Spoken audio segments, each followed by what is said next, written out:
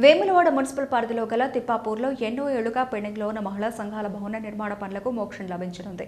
శుక్రవారం పట్టణంలోని తిప్పాపూర్ ప్రాంతంలో గల 7-8 వార్డుల్లో అసంపూర్తిగా ఉన్న భవనాలను మున్సిపల్ చైర్మన్ పుల్కం రాజు క్షేత్రస్థాయిలో పరిశీలించారు. గతంలో ఈ భవనాల నిర్మాణ పనులు ప్రారంభమైనప్పటికీ వివిధ కారణాల వల్ల మధ్యలోనే నిలిచిపోయాయి. దీంతో భవనాలు నిరుపయోగంగా మారి మహిళా సంఘాల కార్యకలాపాలకు ఆటంకం కలుగుతోంది. ఈ నేపథ్యంలో చైర్మన్ పుల్కం రాజు, కౌన్సిలర్లు ఎల్లా శ్రీనివాస్, మైలారం శ్రీనివాసులతో కలిసి భవన నిర్మాణ పురోగతిని, మిగిలి ఉన్న పనుల వివరాలను ఇంజనీరింగ్ అధికారులను అడిగి తెలుసుకున్నారు. ఈ సందర్భంగా ఆయన మాట్లాడుతూ ఎమ్మెల్యే కృషితో ఈ భవనాల పూర్తికి అవసరమైన ప్రత్యేక నిధులను త్వరలోనే మంజూరు చేయిస్తామని హామీ ఇచ్చారు.